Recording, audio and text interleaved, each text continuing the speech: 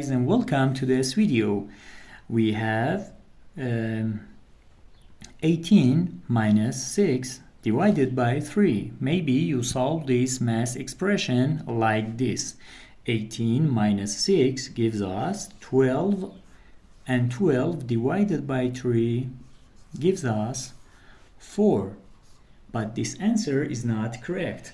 According to the rules of mathematics PEMDAS that is here, we have to solve this expression in this way. First, parentheses, then exponent, then multiplication and division, and then addition and subtraction.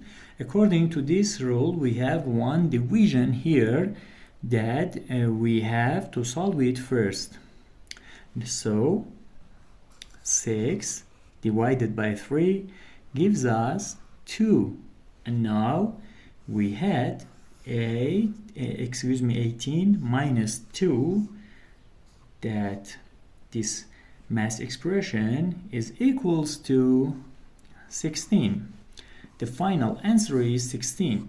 Thank you for watching. Please like and subscribe.